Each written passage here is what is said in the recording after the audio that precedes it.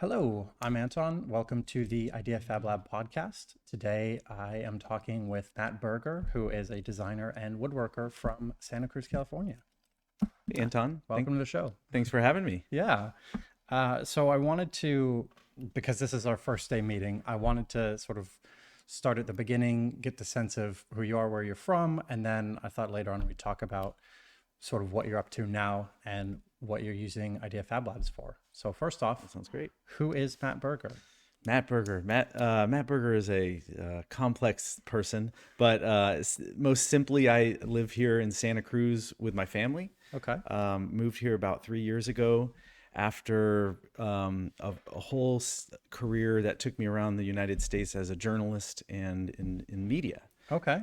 So I started my career as a daily news reporter, covering like local news up in the Marin County area. Okay. But within 6 months, this was way back in the day when newspapers were kind of still a thing. Right. About 6 months into that job, the company was acquired by a billionaire, media mogul, who ended up taking our offices for his car collection and moving us to the back of the building. So I realized the media industry was kind of quickly on the decline, and I went to pursue my passion, which was woodworking, and got a job for a magazine called Fine Woodworking. Okay. So that I would say kind of kicked off my career in woodworking, furniture making, and just the artistic endeavors. So that was great. I had always enjoyed making things, but I wasn't good at it. I'll tell you, and I thought I was good at it. Right. Thought I was really good at it. But when you go to a place like Fine Woodworking, you start to meet people who are amazing at building things, Right. and use tools and techniques and that are hundreds of years old. So my job was to get a manuscript from a woodworker who built a piece of furniture, and typically they weren't good writers. So you would kind of rework it, but then I would travel to their wood shop and I would photograph them building it over the course of maybe 5 to 10 days. Interesting. And in the process, it was much like a cooking show where, like they're hammering a nail and then all of a sudden they pull out the finish, the nailed together piece. So Sure. they would do some work ahead of time to kind of build some props. Maybe if they were building a table, they might build like 7 legs. So 3 for the camera, 4 Sure. for the actual piece of furniture. Yeah. And then I would also measure it and take dimensions so that when I went back, we could take the photos, the text, and the measurements and produce a feature story on how to build a piece of furniture. Okay. So that was an amazing job. I traveled like to wood shops all around North America. Okay. The most amazing scenarios. And then whenever I would get back to the office, I would build the same piece of furniture myself. Okay. So kind of use it as a way to learn. And so over the course of my time there, I built dozens of pieces of furniture and really learned a lot that I took with me once I kind of continued off on my career. Okay. Cool. So how long were you at Fine Woodworking? Yeah, I spent 7 years working 7 for that years. company, Okay. and they were based in Connecticut, just north of Manhattan, actually, kind of upstate New York area. And they published books and magazines about woodworking, home building, gardening, cooking, sewing. Oh, wow. So it was like kind of Sunset Magazine of the East Coast is how they like to describe themselves. Okay. And when I got there, I told you about how this newspaper I had worked at was kind of overtaken by billionaire. Well, right when I got to the magazine industry sort of went into decline. And quickly the internet was coming, this was a year and a half before YouTube. So that would have been 2005? 2004, yeah, 2004-ish, right? So people weren't going online to learn woodworking or hobbies, which is now what you do. You go on YouTube. Sure. You bought magazines, or you bought DVDs that we sold you, or you bought books at the bookstore. So it was a very profitable industry until the whole digital disruption took place. Right. So luckily at that time it was a family-owned company, and they said, hey, we have to get into this digital thing. They're like, does anybody want to do the digital version of Fine Woodworking? And I tell you, I'm not lying to you, when everybody in the room backed away. And I was like, I'll do it. Kind of this kid, and I'd been in tech, so I kind of knew about it.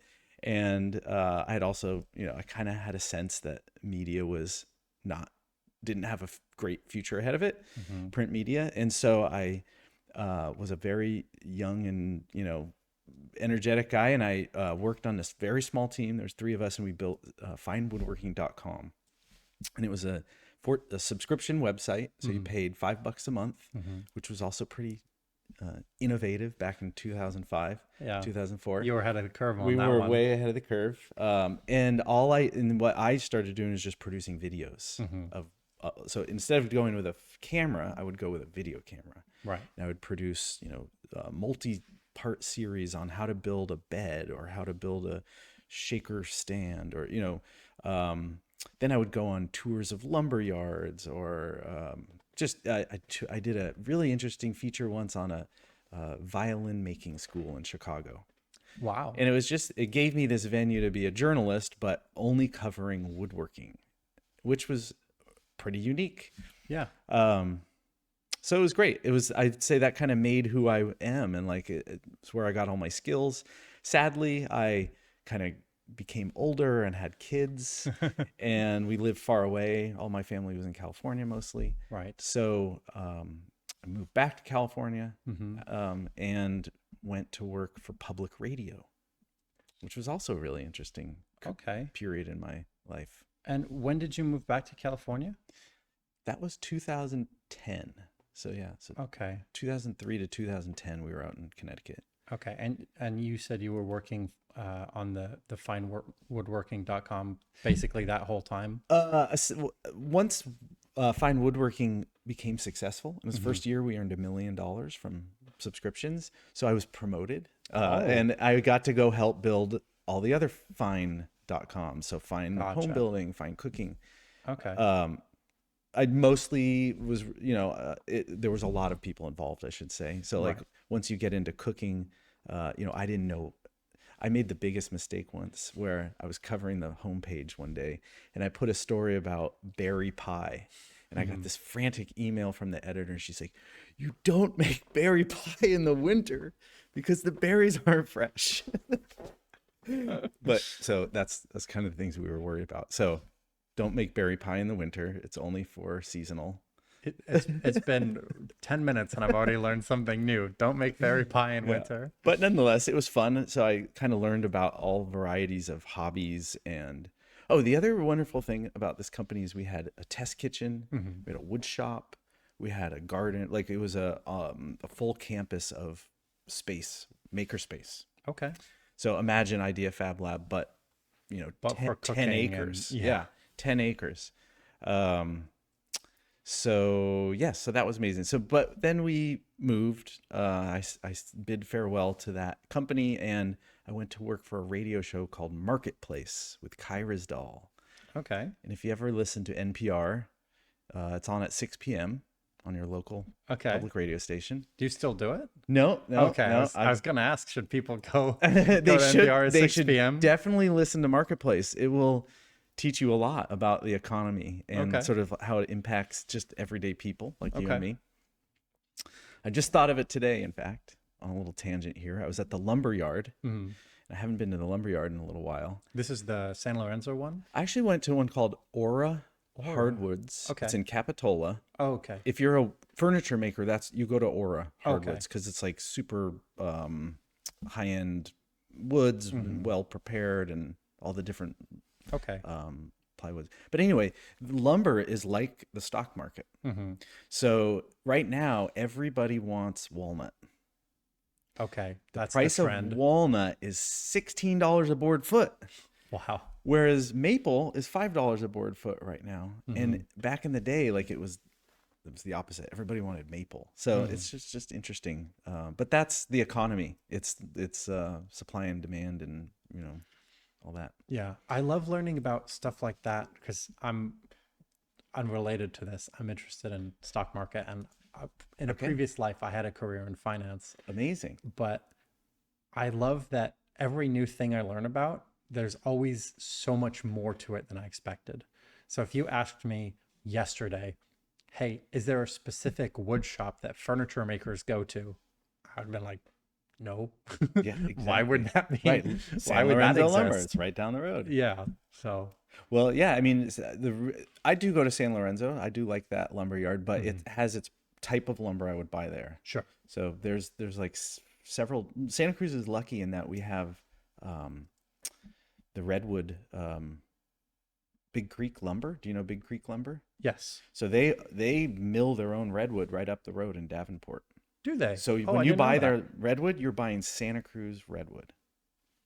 That is our local lumber at work right there, and it's beautiful. It's like this kind of reddish kind of deep red, and you don't need to put a wood finish on it. Right. So I use that a lot. I do a lot of projects with Big Creek redwood lumber. Okay. Yep. Gotcha. This episode brought to you by no, just kidding. Big Creek. I'm looking Yeah. for a sponsorship, so Yeah. you know where to reach Yeah, me. we'll tag them on YouTube.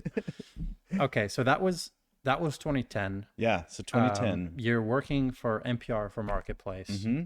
How long were you doing that? Or what happened next? Yeah, so that was a 4+ year experience, and that was in Los Angeles, California, Okay. right in downtown, Figueroa and Second. Which, if you've watched, there's several movies filmed at Figueroa and Second. So it's Oh, really? like living in LA. You really are on a set, Yeah. and that was great. It was it was a 22-hour operation, 22-hour a day. Oh, 365 days a year. There was never a day when the radio didn't turn on. wow. Right. And so I was in charge of the digital team. So I got hired to build a website for a radio show. Right. And that was an experience. But it also, our team operated all day long. So if somebody called in sick, I might be working an overnight shift. Right. So that was kind of it burned the candle at both ends, but it was very Yeah. exciting. Like, Oh, sure. you know, any day you could walk through the studio and see someone important or famous, Right. because they would be in there for an interview. There was a few different shows that recorded out of this studio. So Okay. yeah, I once saw Tony Hawk, but didn't recognize him, That's which is the classic thing. I love for those who don't know, every Tony Hawk story on the internet involves someone not recognizing Tony Hawk. and that was me. Yeah. And you know, I wouldn't recognize them. What was strange though is I saw him walk by and I was like, that person is tall and very thin and very interesting. And then the person who interviewed him comes back over and was like, Matt, that was Tony Hawk. Because one of the things you'll learn about me is that I wrote a book called The Handmade Skateboard. The Handmaid's Skateboard. Yes. So once I left my job at the Taunton Press, Fine Woodworking, and went to public radio, I still wanted to do woodworking. I was still very much passionate about it. So one of my colleagues started a book publishing company, and I was his first book. Nice. And so my book was you can buy it on Amazon. I've sold We'll put a link in the yeah description. I've written 2 books I'll tell you about.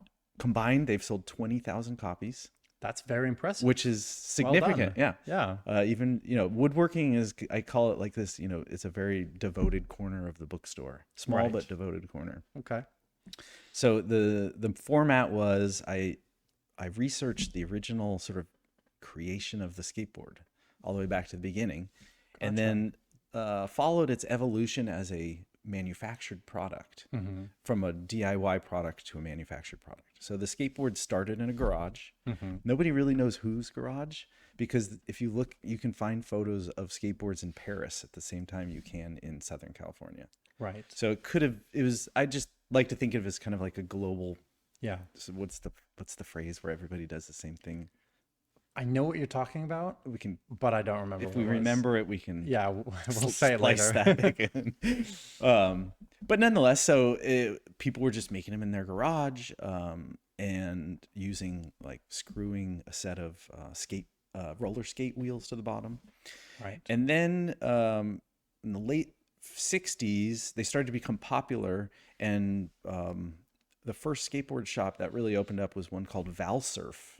Okay. And Valsurf is kind of like a clothing brand now. Oh, is it? Okay. But it was this dad whose kid loved to surf, but because they lived in the valley, he was like, hey, we should try this skateboarding thing because Right. I'm tired of taking you to the beach. Right. And then it became very popular, so he started selling them, and then they got him on like a halftime show at the Super Bowl, and then it became Yeah. like the I can biggest imagine. craze. So he becomes very wealthy, but it also creates a market for people to invent new innovations. So someone invents the urethane wheels. They used to be clay or metal. They started out clay. That's wild to think about. And then about 1965, someone's like, hey, let's pour them out of urethane. The same guy invented the ball bearings for skateboards. The concept of using ball bearings. Right. So now you can go faster, and you know. And then he also made the truck, so it could kind of it has like a flex. well, there's like a rubber, I can't call it on it, that allows it when you turn, it kind of pivots. Right. So, and then by the 70s, that's when our local Santa Cruz skateboards Right. creates got the into modern day skateboard. So before Santa Cruz, people were using solid lumber, which bends and warps and twists. But Santa Cruz and a few others, they get this idea to start laminating 7 layers of maple into a sheet of plywood, essentially. So you take thin maple veneer and you lay them up on a mold, and you press them together with glue, and when it dries, it's a skateboard.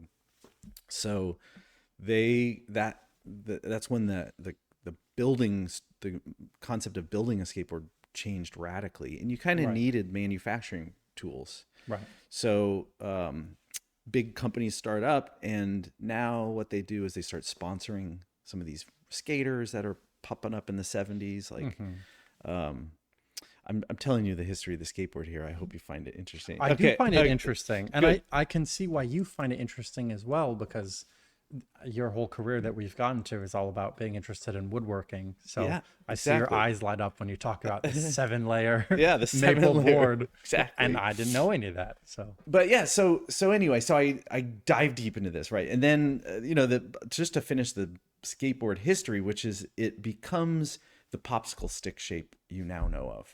Right. And over time, it was wide and took all these different forms. But the idea that you could bend and mold it out of plywood, essentially,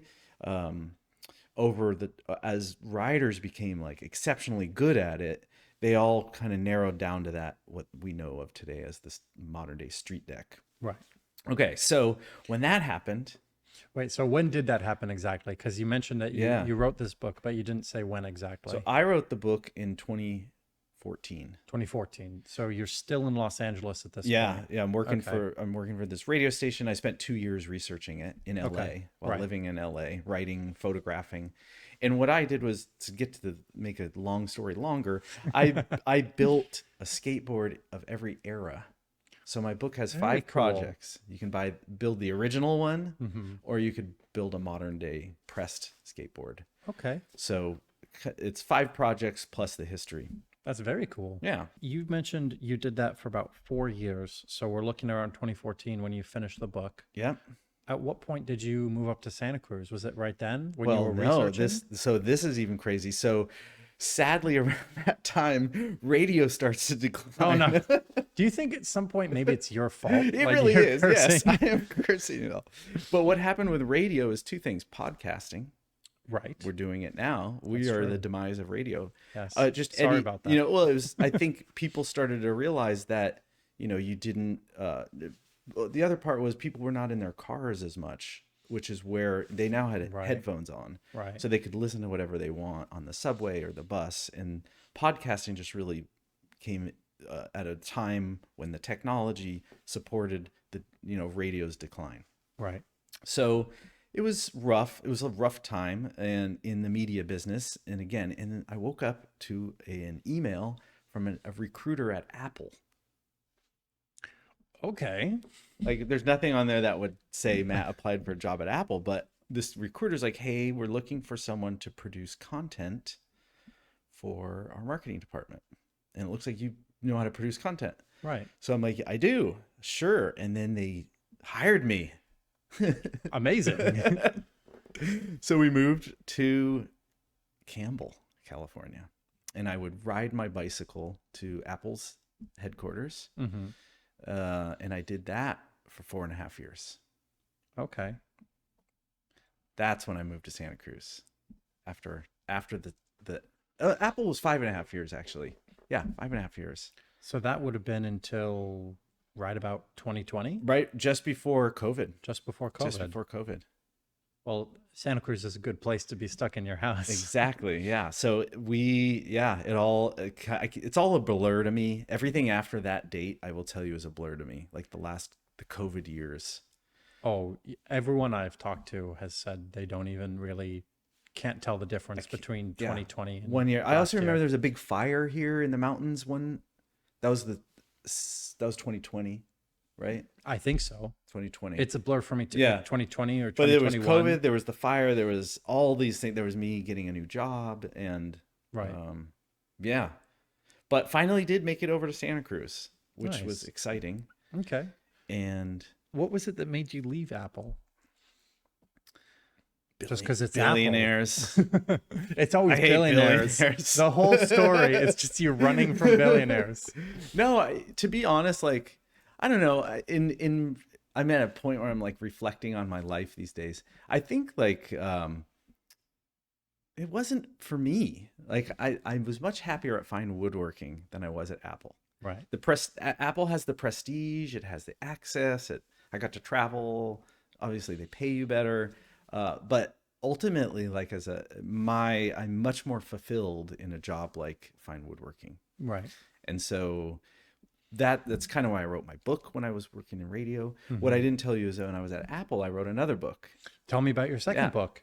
So my publisher, he's like, Matt, this skateboard thing is awesome. It's selling well. I was also teaching it as a class, as a 2-day workshop. Where were you teaching? Makerspaces. Oh, okay. So I would just go to a makerspace and say, hey, can I teach a skateboard making class? Okay. I wrote this book. And they'd be like, yeah, that's awesome. And so I started teaching at Tech Shop. If you remember Tech Shop. I don't remember Tech Shop. Tech Shop was like the makerspace. It was like the Walmart of makerspaces. They got like $100 million in venture capital.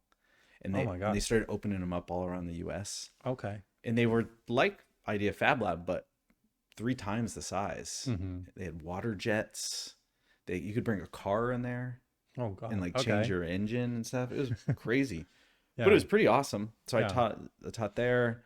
Taught at a place in Berkeley called Girls Garage, which is really neat. It's just for like teenage girls, woodworking classes and building classes. Schools. Okay. Like high schools? High school, middle school. I got a really sweet gig during one of those Apple years teaching at the Facebook woodshop. Nice. So Facebook's campus at the time, I doubt they have it anymore, but maybe they do, had a wood shop. It was like one of the best wood shops. So I would go in there and I would teach like a team. So there'd be like, we're the team that, made the feed or okay. I don't know. There's a lot of teams that they have I've taught one that they had like a balloon that does internet in Africa. Just floats around. Oh yeah, the internet balloon thing. Yeah. I'm really not familiar with it, but I've seen the headlines. So it was like amazing. Now I will say they were the smartest people in the world, but they could not. They were like very incapable. They had a hard time doing woodworking. So the skateboard class introduces you to like all of the tools in the shop, and then you walk away with a skateboard. So it was a way to like teach the smartest people in the world how to do something they didn't know how to do. That sounds pretty satisfying. It was at very least for satisfying. me. I find it satisfying. Yeah. So so my teacher's like, hey, you should write your next book. I want you to build a teardrop trailer, like those old timey trailers you see. Oh yeah. They're kind of they shape like a bean. Yeah. Okay, so I was like, that's kind of weird, but let me look into it. And I found, similar to what I did with the skateboard, you can scour the USPTO website. The USPTO website? Patent and Trademark Office. Oh, right. So if you type in skateboard, you can like find your way back to like the original skateboard patents. Right. So I did the same thing with trailers. Okay. And it's a fascinating journey back to like the creation of the automobile Right. and the highway system, the U.S. highway system.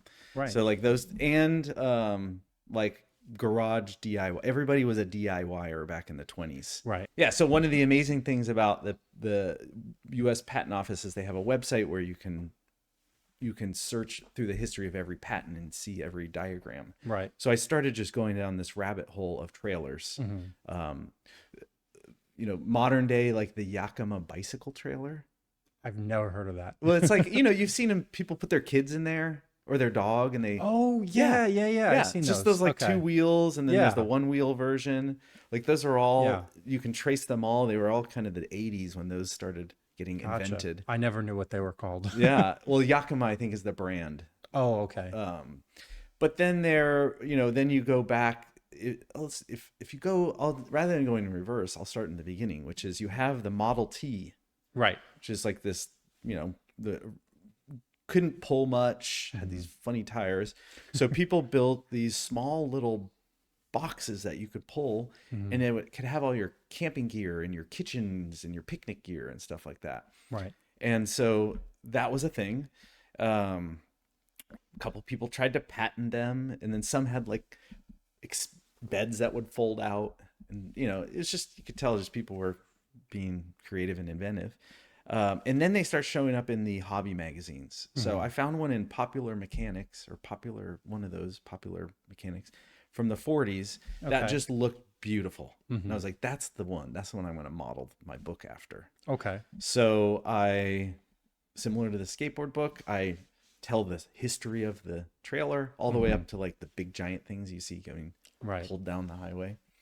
And then I researched how they are built, and then I built one. You built one. The same one from the 40s that you were. I really modernized it. Yeah, I Okay. made it look a little bit more modern and kind of structurally sound. Right. I started with a steel trailer, flatbed trailer that you could just buy at like a trailer yard, Sure. and then sort of built it from the ground up there. Do you still have the trailer? I do. Okay. I do. Nice. I haven't used it in a while. It's kind of buried in the, it's under a tarp. I feel a little guilty, but it made its money back. Let me Right. tell you that. Because that was part of my 20,000 copies sold. It's actually more popular than the skateboard book. Really? Yeah, it still sells. It's on its 3rd printing Okay. because the van life, That's true. That is popular now. yeah, and this is kind of the not as cool version of van life, because people don't want to pull a teardrop trailer. It's much more comfortable than van life, and you can park it and drive your car to the grocery store, Right. which you can't do in van life. But yeah, so I was working at Apple, and then in my spare time building a trailer in my garage. That one took 2.5 years to build. Okay. It nearly drove me insane. It was just too big. It was so big, and you make a design decision and then you start doing it, and you're like, okay, I just did that whole thing. Maybe it wasn't the best decision, but you Right. can't just like start over or unravel it. Yeah. So Especially with wood, you can't uncut it. yes, so about 2.5 years into it, I'm like, I go to my editor, I'm like, this is not going to be great. This is not going to be like the expert's book on how to build a trailer. And so instead I kind of wrote it on like the curious builder's experience building one of these things. Like, do this, don't do this. Right. That's pretty funny. So a couple of things I like drew. It was like, if I could have done this over, I would have. For one thing, I built a wooden roof, Oh, okay. which is beautiful. And then I glassed it like a surfboard. But when it's out in the hot sun all summer, it's not going to stand up versus Right. aluminum. Right. So the reason it's in my backyard right now is because I want to redo the roof with aluminum. Gotcha. Yeah. But it was great. People build them. You see them all over now. I like to think I kind of You spurred helped. the trend of handmade teardrop trailers, which is the name of my book. Handmade The teardrop trailers. handmade teardrop trailer, just like the handmade skateboard. Yeah. My vision was to create a whole series of the handmade books Yeah. where I took like utilitarian objects, broke down their industrial history, and then showed you how to build it. That's very cool. Yeah. Someday I might do that. Yeah. Still. Well, you're already 2 into the series, so yes. you've already done it in a sense. I did a little research. I tried a surfboard, a wooden surfboard. Mm-hmm. So they're awesome. I made one, big hollow wooden surfboard. Sure. Are you familiar with those? I've been to the surfboard museum. Okay. So yes. So yes, you but are. I'm not a surfer. I don't know how. They're very much like an airplane wing. You're basically Okay. making an airplane wing. So you're making this internal skeleton, Mm-hmm. and then you wrap it in wood. Okay. And so once I built that, I was like, I could never get this into a book. There's no way. The person who would buy it would never be able to build it. Right. Not to mention, making it is like 50% of it. Shaping it Right. is the other 50%. Okay. So like shaping surfboards is very unique, and Mm-hmm. it's a skill that I didn't have. So I made the surfboard, but decided not to do the book. And then I went and I built a wooden bicycle. A wooden bicycle. It's laminated out of 7 layers of walnut. Okay. Isn't that the same as the skateboard? No, that's 7 layers of that was my maple. shop today. Yeah, no, Yeah. 7 layers of maple. What you learn is that when you laminate wood, it makes it much stronger. Mm-hmm. Do you know about that? I do know about that. Good. Yeah. Okay. I don't know about most of the things that you know about, but that one thing I did Yes. know. Well, I'm glad. But yeah, so I made the wooden bicycle. It was designed and built mostly by this guy who builds wooden bicycles, Mm-hmm. but I was going to kind of work with him on it. Again, I was like, this is way too complicated. Nobody could ever even attempt to build it themselves at home. So Right. I realized my book series is flawed. Well, you know, No, you yeah. got 2. I got A 2. third one might come up at some point. Right. I could do the bike. I think there is I'll switch topics for a second, maybe, Sure. and even get your feedback on this. Like, what do you think about the future of like manufacturing? Like, do you think we're heading into a world where the Fab Lab is going to be more local manufacturing? Absolutely. Yeah, I think the biggest thing for me that I'm excited about, because unlike you, I haven't been doing woodworking for 25 years, so I'm not good at it. I think to me, something like 3D printers, particularly the resin printers where you can do big batches, I think that is the next industrial revolution in a sense. You have this democratization of manufacturing that just wasn't possible before. Yeah. And that was sort of the genesis, or maybe the motivation behind the series, which is like, right now you go to a skateboard shop, Mm-hmm. and I forgot to tell you the sad end of skateboard building, which is in 1994, Okay. NAFTA happened. Okay. You know, free The trade trade agreement. Yeah. And what that allowed is it allowed China to go over to Canada, where all the hard maple is grown, Mm-hmm. and they bought a forest Mm-hmm. of trees, and they started slicing them down and shipping the trees to China, milling them into veneer, Mm-hmm. and building skateboards. Okay. And they actually became the world's largest producer of skateboards, and every other skateboard manufacturer closed down. And there, in the 90s, there were 3 skateboard manufacturers in the world. Wow. And there was only 3, and they were all in China, and they all were building it with Canadian maple from their forest. I mean, I could be fudging this a little bit, but generally I did publish this, and I even interviewed like people who told me. So it's pretty true. But if you were a skateboard company in the US, you were buying your decks and getting them delivered to a shipping, Long Beach. Right. And it was about $15 off the ship for a skateboard deck. Okay. It costs $70 to build one in the US. Gotcha. So everybody's like, hey, build my skateboards, bring them over here. I'll put my stickers on it. Yeah. And now we're a sticker company. Right. Obviously, they were doing prototyping here and designing and stuff, but everything went overseas. So once the internet happened, you could go online and buy maple veneer. So in the 90s, I remember going and be like, Googling, not Google, what was it? It was I used Ask Jeeves. Jeeves. Ask Jeeves.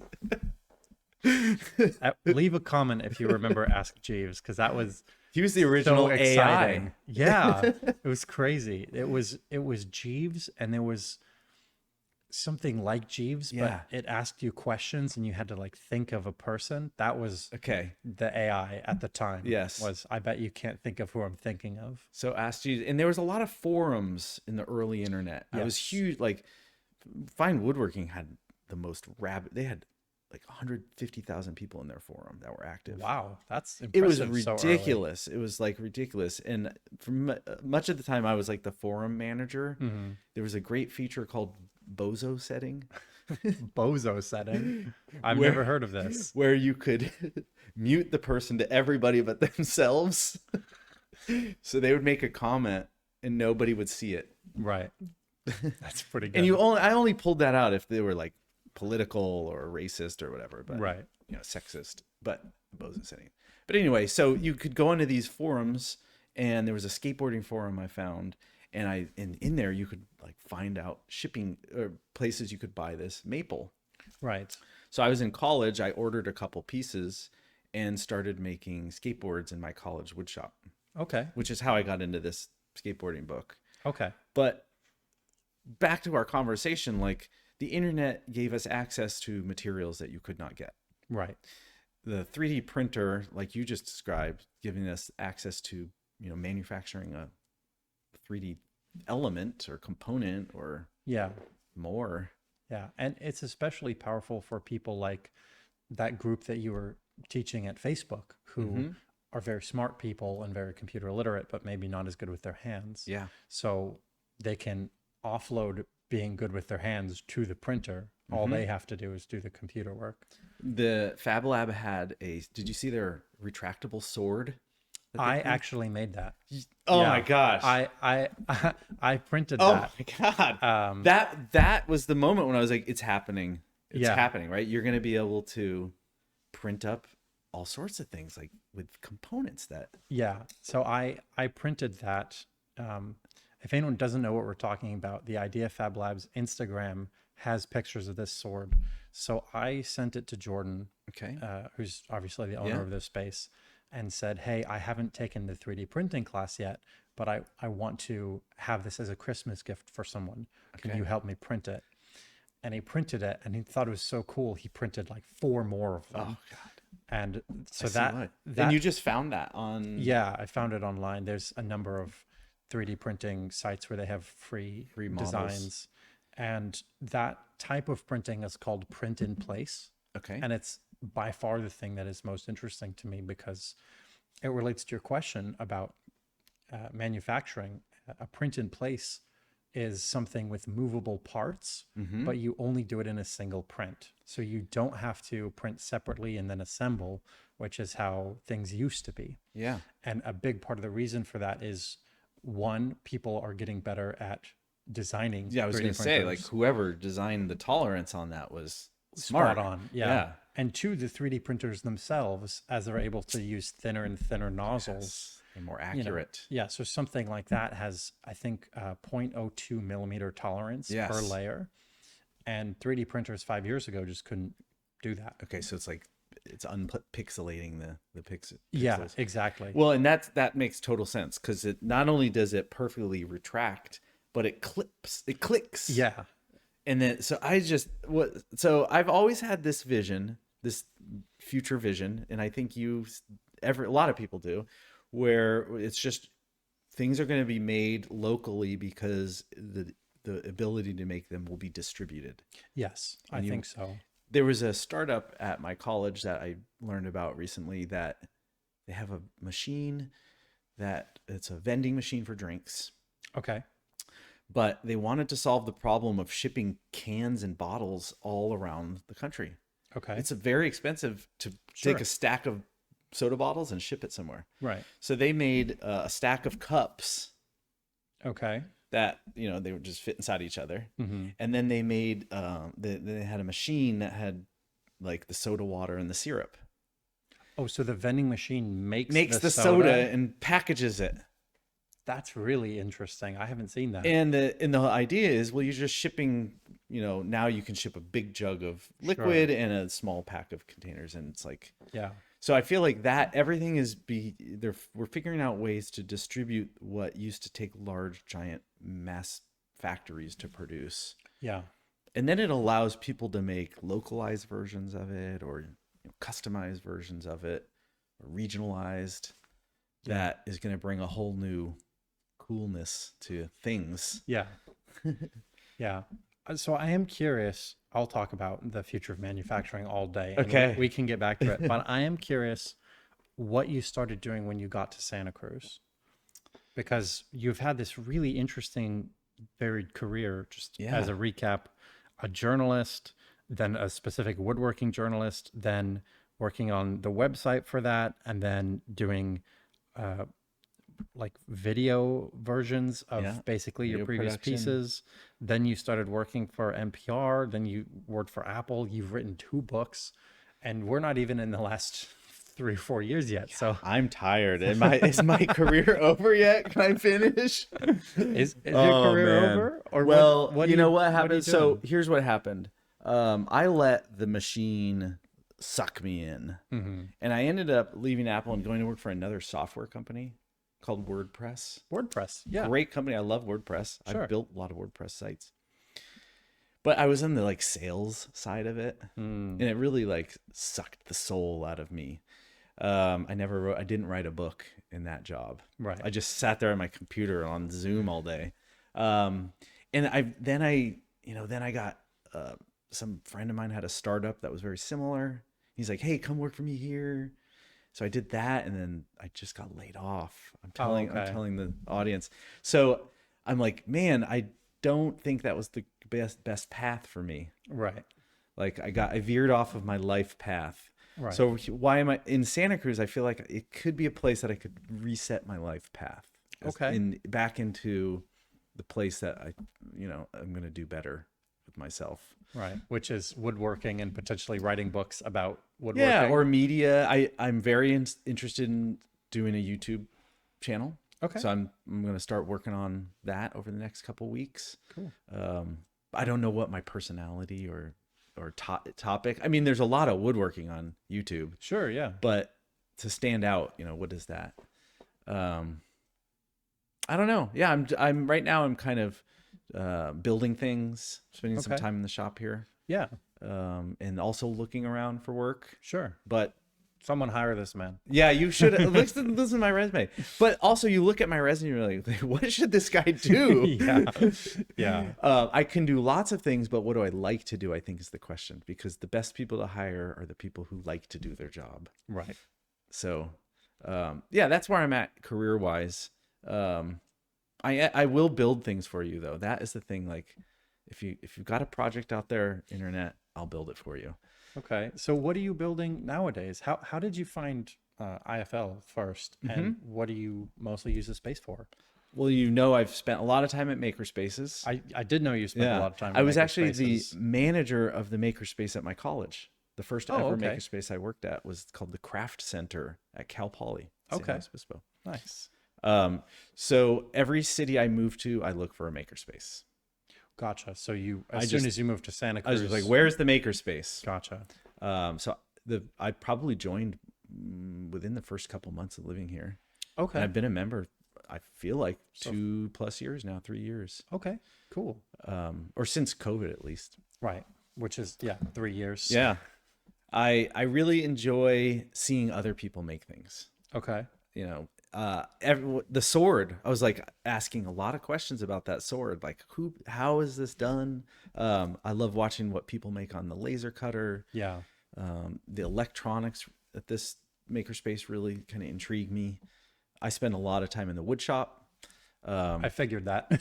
And yeah, so I enjoy the people and kind of being in a place where people are inventing cool things. Yeah. And you mentioned, I think this was maybe before we actually started, but you mentioned you spent today making sawdust. Yes. What did you mean by that? Well, it's kind of the woodworking has many stages of a project, but the first stage is like literally taking large pieces of wood and milling them down into the dimensioned lumber you want. Right. And wood is expensive. And so what you're trying to do is it's like, how can I cut this to lose the least amount of lumber? Right. Because every piece of sawdust I make is like money down the drain. Right. And wood moves and it twists. When you cut a piece of wood open, it's going to like release all of this stress. Right. And it will twist on you. So the first thing you do is you cut it lengthwise, and then you run it through the planer and the jointer, and then you cut it widthwise, and you're just basically taking all of this material you had and just turning like half of it into sawdust. Right. And then the other half are your pieces that you're going to go turn into your piece of furniture. Right. And so, yeah, today was a sawdust day for me. Yeah. What are you building right now? I am building a kind of a wall piece, wall unit. I don't know how else to call it, to do a couple things. The person's house has a pretty big wall in their living room that is shared with another next door resident, like an in-law unit. Okay. And so they want a sound barrier. Gotcha.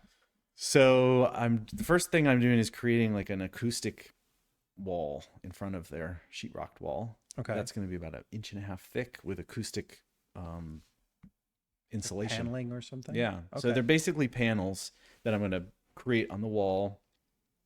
And I have still trying to figure out like what's the design of that, but mostly it's going to be sort of just like a flush, flat surface. And then within that, I'm putting walnut bookshelves, like kind of a box. You can imagine them inset. Sure. And they're going to be different shapes and sizes kind of placed throughout the wall. Okay. And then on top of that, I'm putting these vertical slats that run top to bottom. Okay. I should be showing you what pictures are those of for? All this stuff. Yeah, do you have a picture? Yeah. Well, I don't have a picture of that. Okay. The vertical slats, the idea is it should deaden the sound. Okay. So like the loud TV will hit the wall and it will just stop. It won't bounce off. Okay. And then behind that is the acoustic insulation. So I'm hoping that the slats will reduce or stop the sound, and then the insulation will prevent it from going through the wall. Right. And then it'll look cool. It'll just be like this. It does sound like it's going to look very cool. It's very retail. You see it in retail. That's kind of where I got the idea. Okay.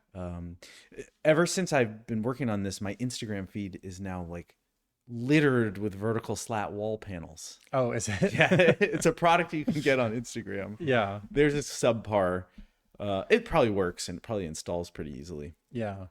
But it wasn't exactly what I was making.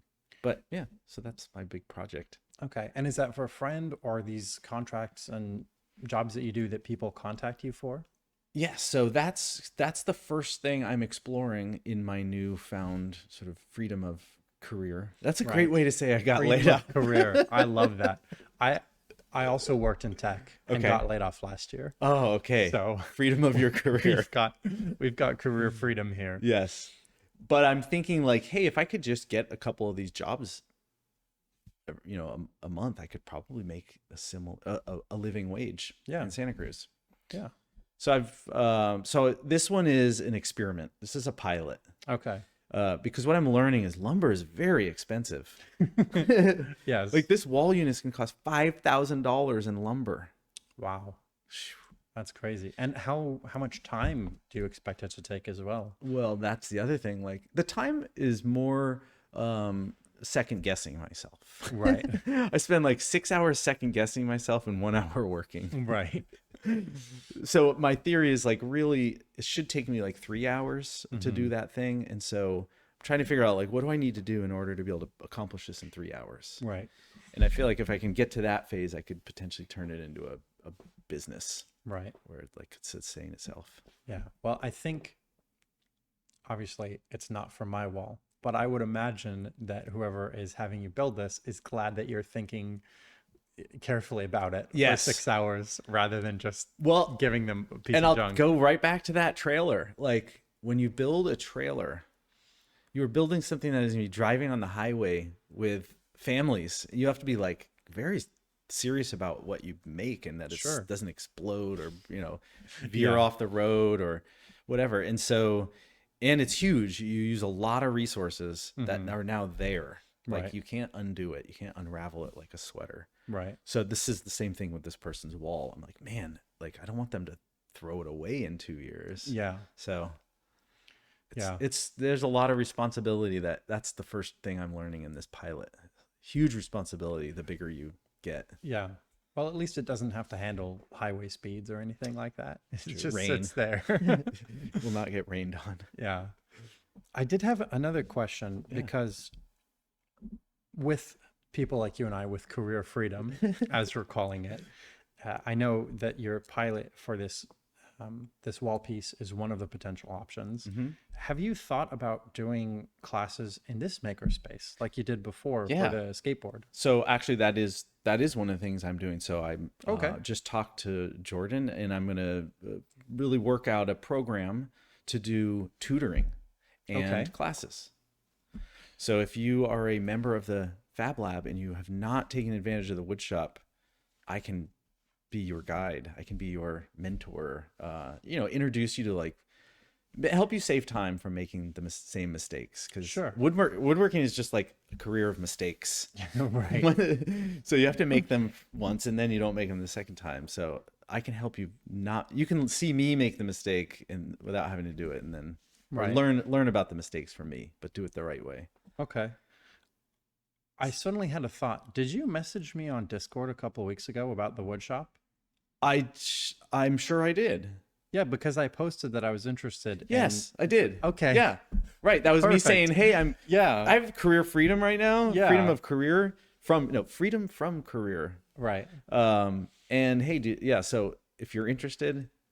Yeah. I mean, I am interested. Yeah. That's just funny. It just connected to me right now. Our Discord. Well, I did. So I taught a class 3 weeks ago there. Oh, did you? Oh, and it was actually really successful. It was nice. We built each student built a free little library. Oh, nice. Or little free library. I always get it wrong. I know what you mean. So what I did was I kind of prepped the parts. There were 6 students. So I prepped all the parts for 6 of these things, which was also a pilot. Right. Like, what does it take to do this? And then it was hard. It was a lot of sawdust. Yeah. And then I had it all, like, regimented, and I had it all in my head how it was going to work out and timed and everything. And it was extremely scary and overwhelming. And then we get in there and people were able to do it all. So the first day we built the box and the frame on front, little door frame. And then we let that glue up overnight. And they learned how to use the table saw and crosscut and rip, and we made miters and a bunch of things. I don't know what any of that stuff means, so I'm going to have to go to the next one. Exactly. And then the next day we came back and we made a door that was pretty labor intensive and a roof for it. Okay. And then they went out to the laser cutter and cut the window. Oh, right. Yeah. And then we did our best to get everybody's assembled and the hinge on. A couple of people had to leave early. But so 2 days, people went from zero skills in the wood shop to building a free little library for their front yard. Yeah, that sounds great. And I imagine you enjoyed it because I did. That's what you've done before. I think I'm going to enjoy it the second time a lot better because it was, you're learning a lot about me. I get very there's a phrase in woodworking, which is measure twice, cut once. Yes. So that's like my whole philosophy in life. So I just like do things 1,000 times in my head. And then when it actually happens, it goes pretty well, but it's pretty stressful. Yeah. But also very invigorating. Yeah. I brought lots of snacks too, chocolate, gummy bears. So okay. that helps people get through it. Yeah. Now I definitely want to go get some free snacks as well. Or maybe you're selling them and that's part of the career freedom. I was thinking it's like a Frontier airline. It's like, sorry, you're gonna have to pay $5 for this. If you need some glue, that's $2. Yeah, the class is free. These gummy bears, $70. That could work. Yeah, could work. Maybe the freemium model. I think they call it. Yeah. Yes. Ooh. I just got shivers because my last job I implemented a freemium model. Oh, sorry. I didn't mean to bring up bad memories. You mentioned earlier doing sales for a while. Yeah. And I did sales for a number of years at the start of my career. So I understand that can be quite draining. Luckily I didn't actually do like sales. I did account management. Okay. So you're selling adjacent. them. Yeah. You're renewing them and selling them additional things. Yeah. Which it's a good skill. It's a great skill to have. Yeah. It's a good skill. I took some like sales training. Oh, Did yeah. you do that? Oh, of course. So much. I was a sales manager, so I taught some you of the taught it. sales training as well. So I use it in my life. Oh, I yeah. use the sales training. It kind of it changed how I communicate with people just in general Right. around people's motivations and all that. Okay. Yeah. Now, I actually, it's funny. We've been talking for a while, and Yeah. I've wanted to ask about this, Okay. but hasn't come up yet. So, you mentioned that you had a family, you had Yes. kids and a wife. How do they relate to stuff that you make? Are they interested in woodworking? Did you meet your wife woodworking? Yeah. Or So my wife, are they annoyed by woodworking? yeah, my wife has a similar passion for yoga as I have for woodworking. Okay. So she's not, she appreciates like when things get made or fixed around the house. Oh, I bet. But sadly, she sees it's that whole cobbler's kids with no shoes story where like I'm very good at making things for other people, but finishing the projects in my own house, not Yeah. always successful. So she has mixed feelings about it. But no, she likes it. She appreciates it. And then my kids, but she doesn't do it. My kids, I really tried to get them into maker spaces early. So I would take them to the coding classes or like Arduino, Sure. things like that. Always trying to like expose them. They're photographed in my skateboard book. Nice. One of the projects is them making it. Oh, that's nice. So that's great. So they were like 4 and 6 at the time. So they love to like see themselves. When you said you got them in early, you mean really early. Oh yeah, yeah. My kids had like sharp tools at age 4. Nice. Very sharp tools. But my wife also like had them in the kitchen, sharp knives. I think it's very important to give your kids sharp things at age 4 because first of all, they can do it. They're very capable of doing that kind of Yes. stuff. But it also is just they start to have motor skills and like. Yeah. So my oldest daughter she just finished her first semester in mechanical engineering. Oh, nice. So I think I had a bit of an impact. Yeah, I think so. So that's great. She's awesome, and she's learning CAD. Yes. So it's amazing. Like she built her final. She had to build one of those clamps that you bolt onto a table, and then it's got a little lever, and it clamps down. Yeah, one of those. I can't remember what it's called, but she created that, Yeah. and it functioned Yeah. in the 3D. I was like, "You're gonna get a job. Yeah. Yeah. That's You're very gonna be cool. employable." She's gonna be able to operate the 3D printers Oh, yeah. that for are gonna sure. take over the world. Like she's Yeah. not gonna lose her job because some 3D printer makes it. She's gonna be the one like programming. She's going to everything. take other people's She's gonna jobs. take other people's jobs. And then my other daughter is really good at woodworking, but she has also a lot of interests. But my claim to fame is that in 8th grade, she took wood shop, and then the second semester, the teachers asked her to be the teacher's aide. That sounds like a very proud dad Yeah. moment right there. But now she's the teacher aide for the physics teacher in high school. So okay. she's going her own way, which is Yeah. good. Well, it's still Yeah. teaching though, which is this kind of thing you've been interested in as well. I think just the whole idea of understanding back to like the first chapter of the skateboard book, it's like when you understand how something is made and you go through the process of making it, you have a whole new appreciation for that. Definitely. And because you're understanding like, wow, a skateboard is not just this thing. It's 7 layers of maple that are laminated against a form with a certain type of glue, and all these things go into it. So Yeah. that I think that is my passion, helping people like make that connection. Right. Very Yeah, cool. that's the job I want. How can I get hired helping people make To that do that. connection? Well, when you do figure that out, let me know. Okay. I'll definitely check it out. Okay. Right now, you mentioned your Instagram feed is full of just wall paneling stuff. Do you post like progress of your projects anywhere? I do. I have a couple Instagram personalities. So I have a skateboard. Both of my books have a feed. Okay. So one's called Skate Makers, SK8 MAKERS, Skate Makers. Okay. That one has kind of died down because I haven't done too much in the skateboard world. Mm-hmm. I did one for my trailer book where I also like featured other handmade teardrop trailers. Oh, So sure. I did that for a while. But my personal one, which is, my name, it's by Matt Berger, BY. It's like a byline by Matt Right. Berger. That is where I post like Fab Lab projects. Most of the stuff. Things Okay. like that. Cool. And there'll be links for all of his stuff in the description. Yes, please follow me. Yeah. Click like. Yeah. Yeah. Do you have a website or anything like that? I'm starting to work on one right now. But I'll have a skateboard. You can get to them all from my Instagram feeds. Okay. But I have like a portfolio of woodworking on one link. Because I've used to, I don't know if you're addicted to buying domain names. I wouldn't say I'm addicted to it. I went through a period where I was truly addicted to it. I had so many because I would get Okay. this business idea or this invention, Right. and I would go buy the domain. Oh, well, especially when they were cheap as Yeah, well. $9.99 a yeah. year. So yeah, so I'll tell you some of my domains that I've let. Sure. I had one called Gray Mark, and it was an Italian domain, IT, Gray Market.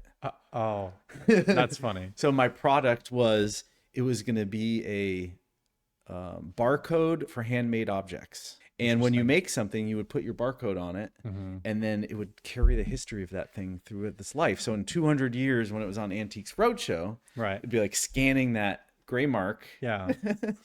.it, and it would be like, this was built in 1997 by Matt Berger. Yeah. That's a But fun idea. you know what? I think like the NFT came in and kind of took the idea. A little bit. Yeah. Yeah. The NFT came and went quickly. It huh? sure did. When the NFT came, I was like, gray market has a future. Like we did it. Yeah. Did it. Okay, another one.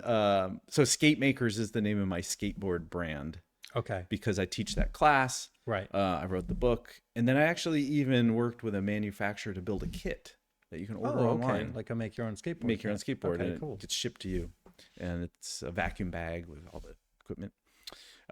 So that's all Skate Makers. And then the brand that I'm building now, which I don't know if I'll stick with, is called Lumber and Pixel. Lumber and Pixel. Okay, I'm intrigued. Because the jobs I want to take on both involve lumber and pixels.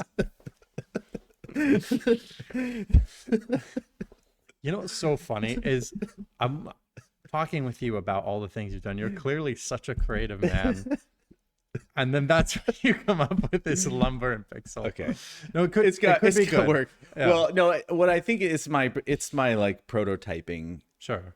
But yeah, so I go through all these domains. I bought that domain name several years ago, so I decided to use it. Okay. I also bought a domain name called Mailvox.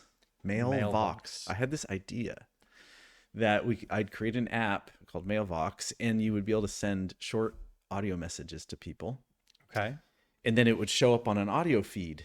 So you could click play and you'd get all these voicemails. From So like audio Twitter, basically. audio Twitter, yeah. Yeah. And this was when I worked in radio.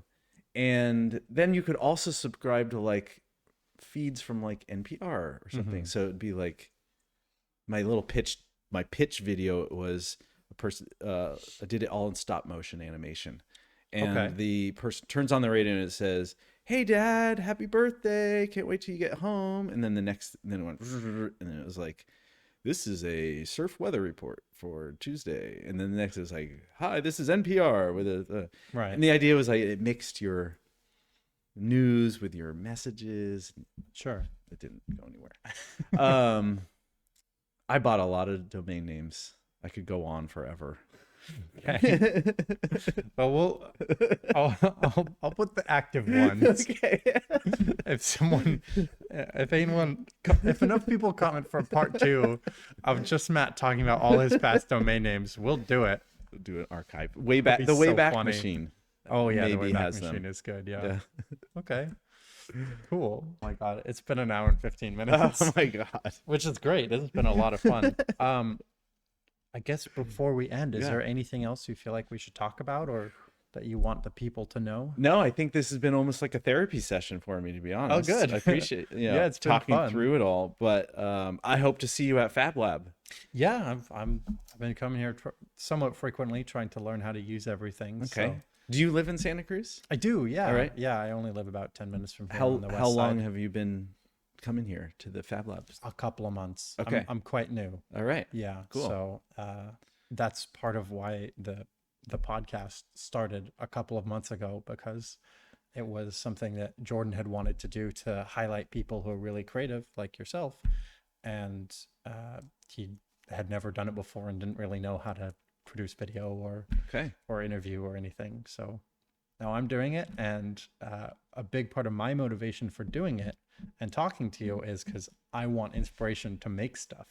So now after this conversation, I'm like, all right, I'm gonna order a skateboard kit. I've got a look couple. at these books. You don't need to order them. Okay, cool. Yeah, I had one sitting in the shop for a while, actually. Oh, did you? Oh, But that's funny. happy to share tools and materials. I would totally love to look into it, because it's, at IFL, there's 5 or 6 different groups of things, and I know how to use 2 of them. So there's 3D printers, which I just learned how to use this week. Okay.